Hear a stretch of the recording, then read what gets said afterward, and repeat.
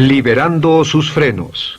Hace muchos años, cuando comencé a estudiar las emociones negativas, el punto más crítico que descubrí fue que no se puede hacer ningún progreso hacia la salud, la felicidad, el amor y el cumplimiento del potencial mientras se insista en mantener intactas las emociones negativas. Y lo único bueno de las emociones negativas, si es que tienen algo de bueno, es que las emociones negativas no son permanentes. Lo dice hasta Sigmund Freud, no hay un lugar permanente para las emociones negativas en el subconsciente. En otras palabras, son visitantes indeseados. Son hábitos negativos o patrones de respuesta negativos que pueden eliminarse, y el punto inicial para eliminarlos es entender de dónde vinieron y entender cuáles fueron los factores causales, volviendo a la niñez temprana, que desencadenó el desarrollo de las emociones negativas y nos han dado como adultos una predisposición a ser negativos de una u otra forma. Esto nos lleva al condicionamiento de la niñez temprana. Recuerden que ya dijimos que el punto inicial de los patrones de hábitos negativos compulsivos e inhibitorios era la crítica destructiva. La crítica destructiva es el gran destructor. La crítica destructiva destruye a las personas en su interior y las deja caminando en círculos por fuera. Muchas personalidades han sido minadas y destruidas, mucha autoestima ha sido puesta de lado como resultado de la crítica destructiva más que cualquier otra cosa que podamos imaginar.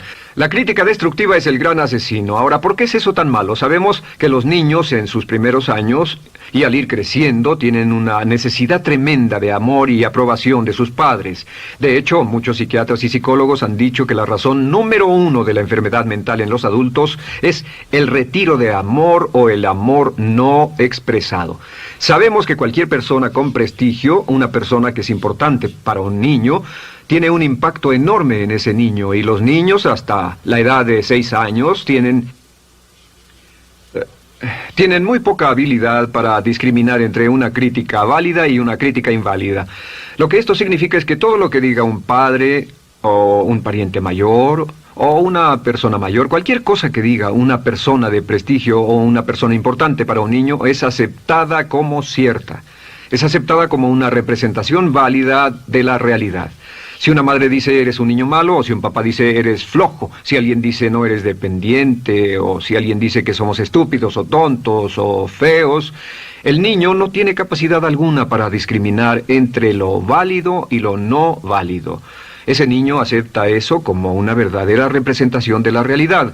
Va más allá de la mente consciente, va directamente al subconsciente y ahí se queda. Muchos de nosotros como adultos aún estamos viviendo en base a la información negativa que recibimos cuando éramos niños. Y después como adultos, ¿qué decimos? Pues decimos así es como soy, o siempre he sido así, o algunas personas dirán, pues es de familia, tu padre era así, los hijos son así, tu madre era así, etc. ¿De dónde viene? Nada de estas cosas es de familia. Por ejemplo, cuando estaba creciendo, mis padres habían sufrido la depresión y la depresión les produjo un impacto enorme. Y cuando hablábamos de comprar algo, lo recuerdo muy bien, mis padres se ponían muy tensos y decían, no podemos pagarlo, no podemos pagarlo, no podemos pagarlo, no podemos pagarlo. Tenían una mentalidad de carencia, esta mentalidad de no podemos pagarlo toda su vida.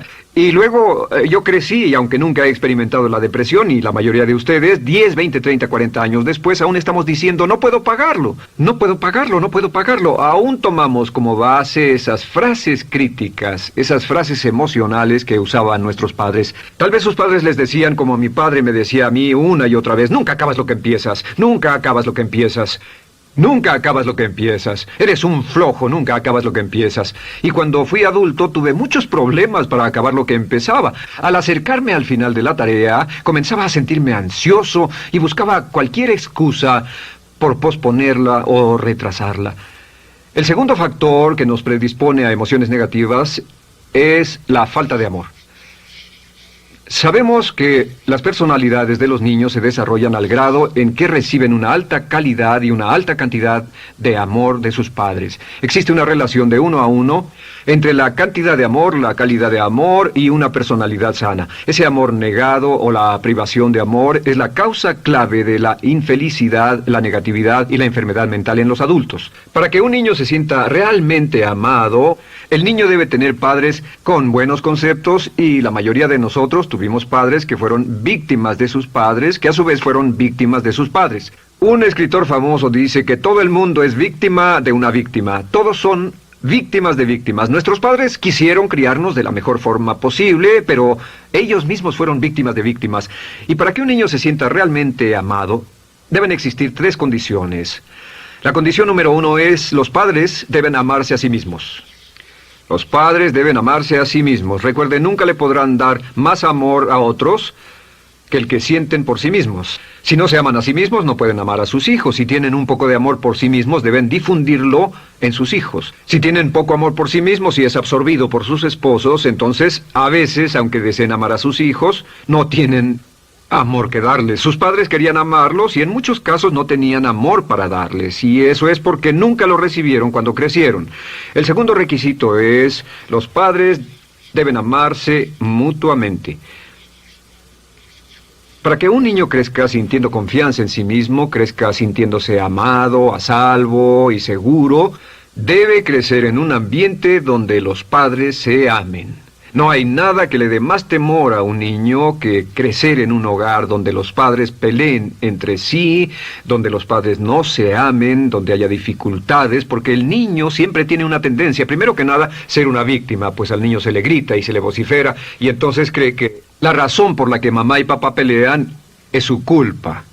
Ahora, una investigación interesante: como hay muchas familias de un solo padre, la investigación interesante muestra que cuando uno de los padres se va como resultado de una separación o un divorcio, los niños que quedan invariablemente están convencidos de que la razón por la que el otro padre se fue se debió a algo que él hizo. Y es importante que si un matrimonio o una relación va a terminar y uno se va a ir, que el padre que se quede les diga a los niños una y otra vez que la razón por la que la relación no funcionó no tuvo nada que ver con ellos. Solo tuvo que ver conmigo y con papá, conmigo y con mamá. No tiene nada que ver con el niño. El niño necesita oírlo muchas veces antes de que se sienta confiado y seguro. Y por supuesto, siempre es mejor que un niño sea criado por un padre que lo ama que por 2 padres que no se aman. Una tercera condición que debe cumplirse si no quiere que exista la falta de amor es que los padres deben amar al niño. Los padres deben amar al niño. Bueno, esto parece muy obvio y muy lógico. La verdad es que, y esto es lo más difícil para usted y para mí como adultos, que ni siquiera lo pensamos, que es posible que nuestros padres no nos quisieron. No porque no lo intentaran, querían amarnos y tenían la intención de hacerlo, desde luego, etcétera, etcétera, pero simplemente como tenían conflictos mutuos y problemas sin resolver con sus padres, y sufrieron la guerra y la depresión, tenían que hacer carrera y otras responsabilidades, nunca lo lograron totalmente. ¿Entienden? Esa fue la dificultad. Lo deseaban, pero nunca lo lograron. La única forma en que puede amarse a un niño es pasando una gran cantidad y calidad de tiempo con el niño. Tiempo en gran cantidad y calidad con el niño. 10 minutos al día no bastan. Los niños se consideran valiosos según el grado en que las personas más importantes en su vida pasen tiempo con ellos. Si las personas más importantes en su vida, sus padres, solo pasan poco tiempo con ellos, los niños concluyen que la razón para ello es que tienen muchos defectos, que hay algo esencialmente malo en ellos y que por eso sus padres no pasan más tiempo con ellos. Los niños no piensan con la razón, lo hacen en forma emocional. Solo piensan: mi padre está aquí, me ama, y si no pasa tiempo conmigo, él o ella no me aman. Y si cualquiera de esas 3 condiciones existió o más cuando estaba creciendo, los padres no se amaban a sí mismos, o no se amaban mutuamente, o tal vez no lo amaban porque nunca lo lograron, aunque querían, entonces usted debe haber crecido en conjunción con la crítica destructiva que se llama culpa. ¿Y qué es la culpa? Pues simplemente la culpa es un sentimiento de no valer mucho. ¿De dónde sacamos este sentimiento? Lo obtenemos cuando continuamente gente importante nos critica en nuestra vida y simultáneamente no nos dan el amor que necesitamos. Sentimos que no valemos mucho o que no valemos nada. Y un sentimiento de culpa nos lleva a un sentimiento de falta de mérito, falta de valor y culpa. Y esa culpa, ese sentimiento de falta de mérito, es el mayor problema del siglo XX, la principal fuente de enfermedad mental. Es la fuente principal de los problemas en las relaciones, la fuente principal de enfermedad psicosomática, la fuente principal de la mayoría de los problemas que afectan a nuestra sociedad. Es el profundo sentimiento de culpa y falta de mérito que se expresa o se esconde en los pensamientos o en la actitud: no valgo suficiente, no valgo suficiente. No valgo suficiente. Ya hablamos de la autoestima y de lo importante que es. La autoestima significa me quiero mucho, me quiero mucho, me quiero mucho, me quiero mucho. Las personas que han sido criadas con críticas destructivas durante su vida no solo no se agradan a sí mismas, no sienten que sean lo bastante buenas para nadie, y en muchos casos están llenos de odio por sí mismos. Se odian a sí mismos, se autocondenan o se detestan. Y verán que esto sale en sus conversaciones y sale en sus relaciones con otras personas. Las personas que no se quieren a sí mismas, aunque quieran tener buenas relaciones, simplemente no son capaces de ello. Las personas que piensan que no son buenas para nada siempre lo hacen aflorar, siempre será un problema. Ahora, ¿cuál es la razón principal de la culpa? ¿De dónde viene la culpa? La culpa viene de 3 fuentes negativas: padres negativos, influencias negativas o religión negativa. Una de las 3. Cualquiera de estas 3 usa la culpa. De la culpa se valen y aprovechan, en especial los padres y las organizaciones religiosas, por 2 razones. Una es el castigo. La culpa se usa para castigarnos. Cuando estamos creciendo, el castigar es la forma más fácil de hacer que uno se sienta mal. Nuestros padres nos hacen sentir mal castigándonos físicamente o sermoneándonos o regañándonos. Y el castigo es una forma muy eficaz de irnos conformando o de conseguir que hagamos lo que los demás quieren. La segunda razón por la que se usa la culpa cuando se practica en forma consciente, y algunas organizaciones la practican así, es para tener más control emocional en especial, porque se puede controlar a una persona emocionalmente con culpa y manipular su comportamiento. Hay muchas organizaciones que usan la culpa como una herramienta de control y manipulación. Si puede controlar a las personas con suficiente fuerza y en forma emocional, puede conseguir su dinero, puede conseguir su tiempo, puede conseguir su compromiso, demandar sus recursos, etc. Muchas organizaciones usan la culpa para aplicar un castigo. Muchas organizaciones de caridad que se anuncian por televisión, en especial las de causas benéficas que involucran a niños o a personas incapacitadas, usan un sentimiento de culpa. A usted le va tan bien que debe sentirse culpable por estas personas que sufren. O envíenos algo de dinero y eso se encargará de su culpa por un momento hasta que lo incluyamos en nuestra lista de correo, etc. Y la culpa es un estándar. ¿Por qué se usa tan comúnmente? Pues primero que nada porque casi todos nosotros la tenemos en mayor o menor grado. Y número 2, es fácil. La culpa es fácil. ¿Por qué nuestros padres la usan con nosotros? ¿Por qué nuestras madres la usan con nosotros? Nuestras madres pueden controlarnos con la culpa en un cuarto repleto. Nuestra madre puede controlarnos a miles de kilómetros por teléfono. Los padres usan la culpa en sus hijos porque sus padres usaban la culpa en ellos y así sucesivamente. Es lo más fácil. No existe un esfuerzo físico. Puede hacerse con una mirada o de reojo o una palabra. Ya sabe que las personas siempre buscan lo más fácil. Esté alerta. Ustedes han sido criados en un ambiente donde se les ha hecho sentir culpa y casi todos lo vivimos. Debemos entender que la culpa es como una letrina o bacterias emocionales negativas que se colocan en la raíz de su psique o su subconsciente y activan todas las demás emociones negativas: furia, odio, envidia, resentimiento, frustración y duda, temor, etcétera. Las crea y las activa a todas, y la forma para en realidad deshacerse del centro es exorcizarlo, extirparlo. Y es lo que vamos a hacer el resto de esta sesión. Primero, ¿cómo podemos saber si nos criaron con sentimientos de culpa? Bien, a esto le llamamos la manifestación adulta de la culpa. Manifestación adulta de la culpa. Puede saber, probándose a sí mismo, ¿cuánto de esto tiene? Número 1, la manifestación adulta de la culpa es que tiene sentimientos de inferioridad, sentimientos de inadaptabilidad y de no merecer las cosas. No siente que merezca que le pasen cosas buenas. Si una persona ha sido criada con crítica destructiva y se le hace sentir culpa, entonces cuando logra éxito, aún con un tremendo esfuerzo, tiene una tendencia terrible de sentir que no se lo merece. A esto se le llama, por cierto, temor al éxito. El temor al éxito es solo otra forma de decir que la persona que ha estado condicionada a pensar de sí misma como poco valiosa o no lo bastante buena, se siente muy incómoda cuando experimenta el éxito. Se siente muy tensa y a disgusto. Realmente si sienten demasiada tensión, comienzan a aspirar cocaína, a beber demasiado alcohol, se enredarán en comportamientos autodestructivos, tendrán una sensación tremenda de ansiedad, como si alguien fuera a descubrir algo de ellos. Hay un libro en la librería que dice, si me está yendo tan bien, ¿por qué me siento como un impostor? Tienen el llamado síndrome del impostor.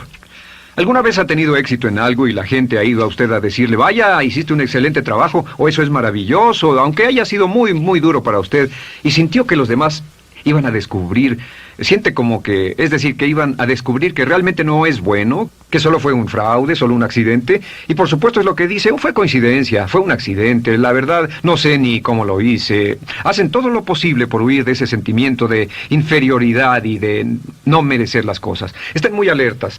La segunda manifestación adulta de la culpa es la autocrítica destructiva. Hay una línea de un gran poeta que dice, aquellos a quienes se les hace mal, hacen mal a su vez. Los niños a muy temprana edad, a veces a la edad de 2 o 3 años, comienzan a menospreciarse, se desgarran, hasta se golpean y se castigan físicamente si se les critica demasiado. Siempre dicen el equivalente de no valgo suficiente o no soy muy bueno, y se castigan a sí mismos. Y la crítica destructiva es un síntoma real de un sentimiento escondido de culpa e insuficiencia. El número 3 es que fácilmente manipuladas por la culpa, las personas pueden jalar sus cordones de culpa en forma muy simple. Realmente vemos que existen 2 tipos de personas en el mundo, los lanzadores de culpa y los receptores de culpa. Invariablemente, estas personas se atraen mutuamente. Y por supuesto el lanzador de culpa es la persona que se identifica con el padre que lanzó la culpa y el receptor es la persona que se identifica con el que atrapó la culpa. Pero los lanzadores y los receptores de culpa se unen, se equilibran perfectamente, se establecen y forman una nueva generación de lanzadores y receptores de culpa. Podemos decir que usted es fácilmente manipulado por la culpa, porque ha estado muy bien condicionado. Su jefe puede tirar de su cordón de culpa, una persona en un autobús puede tirar de su cordón de culpa, una sobrecargo puede tirar de su cordón de culpa. Esté muy alerta a esto. La cuarta manifestación de culpa es que usted la usa. Usa la culpa y culpa a otro generosamente. ¿Por qué? Pues si ha funcionado en usted, la hará funcionar en ellos. Le parecerá que es un intercambio, un trato muy justo. Usa la culpa y la culpabilidad y se convierte en la base de sus relaciones con los demás. Cuando algo sale mal, les echa la culpa a ellos. Algo sale mal, culpa a alguien más. En cuanto hay un problema, busca a quién culpar. Un experimento muy interesante con la cámara escondida hace algunos años, fue que hicieron una plancha de hielo y la pusieron en la acera sin que nadie los viera. No hacía mucho frío, pero lo hicieron y observaron cómo reaccionaban las personas cuando pasaban por ahí, cuando caminaban por ahí, llegaban a esa plancha de hielo, se desequilibraban y se resbalaban, y lo primero que hacían era observar a la persona más cercana a ellos, enojados, verdaderamente furiosos. En otras palabras, buscaban a quién culpar. Y si no había nadie cerca de donde habían caído, se levantaban otra vez, miraban a su alrededor, no había nadie y entonces pateaban el piso, pateaban con fuerza y se iban. Nuestra tendencia natural cuando algo sale mal es buscar a alguien o algo a quien culpar, en especial si nos criaron con una culpa continua. Y la quinta manifestación es lo que llamamos lenguaje víctima. Ahora recuerden que hablamos sobre la ley de concentración. Dice, lo que siembras cosecharás. También dice, si usas lenguaje de víctima, mantienes viva la culpa, la refuerzas, la edificas, la cultivas, la utilizas. El lenguaje víctima es lenguaje como no puedo, no puedo, no puedo. Cuando dice no puedo, no puedo, no puedo, envía un mensaje a su mente subconsciente y la mente subconsciente comprende que está inhabilitado, que no tiene control, que es una víctima. Y cuando desea poder hacer algo, su mente subconsciente retroalimenta su mensaje y dice no puedes, no puedes. Y lo segundo que dice es tengo que, y otra vez no tengo control, no estoy a cargo. Pero existe otra expresión del lenguaje víctima que debemos evitar, y es esta, trataré. Trataré, sea lo que sea, trataré. ¿Qué significan las palabras trataré? Pues déjenme decirles qué significan. Significan voy a fracasar y lo digo anticipadamente para que no me vengan con represalias. En otras palabras, dice trataré de llegar a tiempo, pero lo que está diciendo es tal vez llegue tarde y no pueden reclamarme porque dije que trataría. Cuando una persona dice trataré, está disculpando su fracaso por anticipado. Si fuera al doctor y el doctor lo examinara, lo auscultara y le dijera, pues está en pésimas condiciones, tendremos que intervenir, debemos llevarlo al hospital ahora mismo, me sorprende que haya llegado aquí. Usted dirá, bueno doctor, espero que haga un buen trabajo. Y él dice, trataré. Si él dice eso, usted seguramente buscará otro médico. O si va a un abogado. Lo culpan de algo y va a un abogado y le presenta su caso y dice, oiga, va a defenderme, y él dice, trataré. ¿Qué está diciendo? Está diciendo, escuche, he estudiado el caso y por lo que veo no hay mucha esperanza, pero lo tomaré de todos modos. Trataré son los que tratan de conseguir que les pague por anticipado. Otro juego de palabras que no debe usar. Por cierto, con respecto a trataré, lo que debe decir es lo haré o no lo haré. No trataré. Si alguna vez en nuestro negocio, tenemos un negocio muy activo, si llamamos a alguien y le pedimos alguna cosa o algún trabajo y dice trataré de conseguirlo para el viernes o trataré de terminarlo a tiempo, al instante sabemos que lo que quiere decir es que quiere sentirse libre, no comprometerse. Así que nunca dejamos que nadie se vaya con un trataré, debe ser hecho o no, y queremos obtener una seguridad. Si hace falta, nosotros lo hacemos. Cuando dicen trataré, lo que están haciendo es que se están...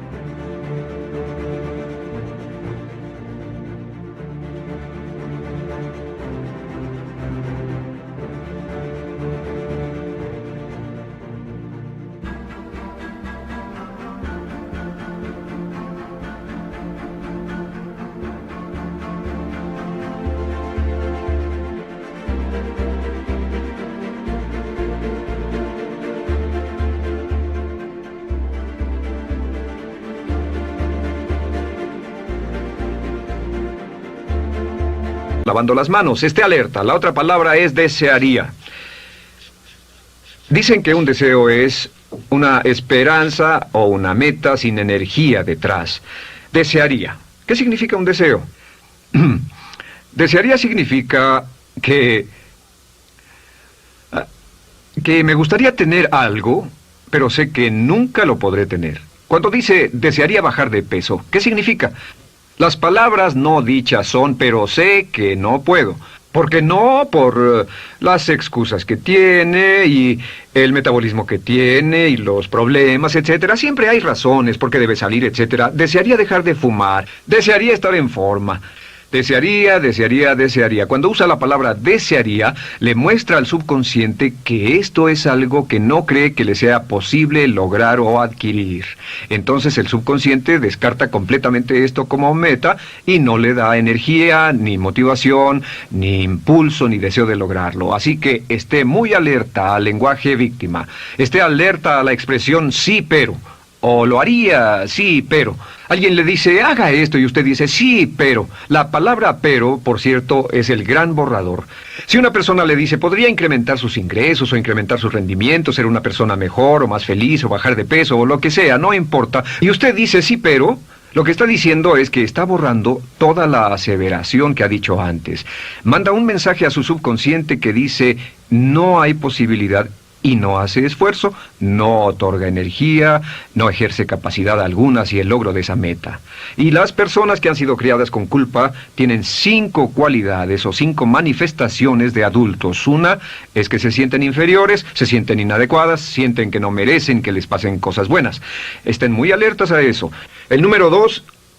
se autocompadecen continuamente, usan la autocrítica destructiva. El número 3, usan la culpa y la culpabilidad en ellos y en otros. El número 4, son manipuladas por la culpa. Y número 5, usan lenguaje víctima. Así que, ¿cómo nos deshacemos de la culpa? ¿No es sorprendente cómo se aclara esto? Este pizarrón, todo se borra. Tengo una varita mágica cuando me voy a sentar al escritorio. Entonces, ¿cómo nos deshacemos de la culpa? Para deshacerse de la culpa...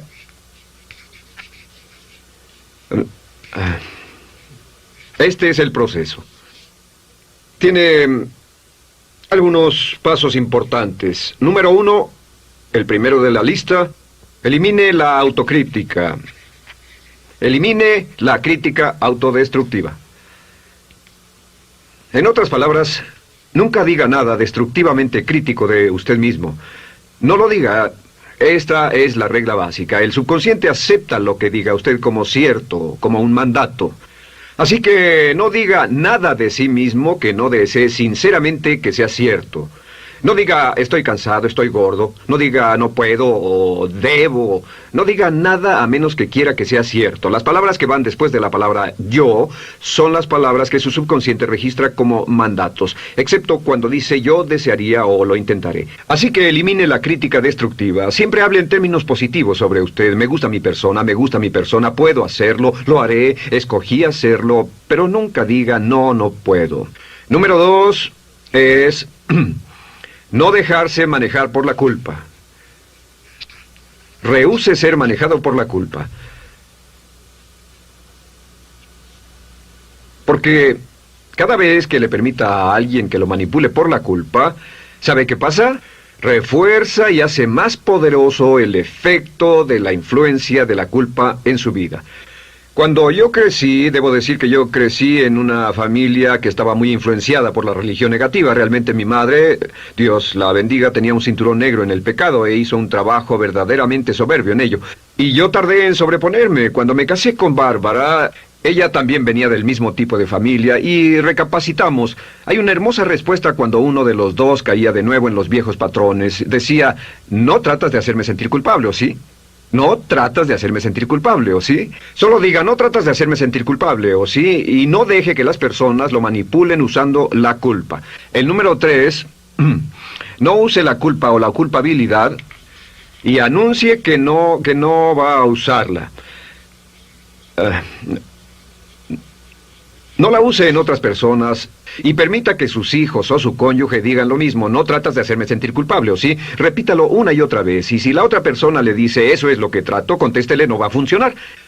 Y no funcionará. Es que la culpa solo funciona mientras usted no sepa que está siendo usada en usted. El número 4 es lo que llamamos la ley del perdón. Es la más importante de todas. Realmente es el centro, es el meollo de toda esta sesión. La ley del perdón simplemente dice que usted está sano mentalmente hasta el grado en que pueda perdonar libremente y olvidar las ofensas. Que su habilidad para perdonar a los demás es la clave que determina su felicidad y su éxito en la vida. Su habilidad para perdonar a los demás es la única forma de eliminar la culpa. Su disponibilidad para perdonar a los demás y olvidar ofensas es el determinante más importante de si usted está o no totalmente integrado y es un adulto que funciona como ser humano. Porque la tendencia de culpar y de guardar rencores es una tendencia patológica infantil que la poseen todas las personas que están enfermas mentalmente.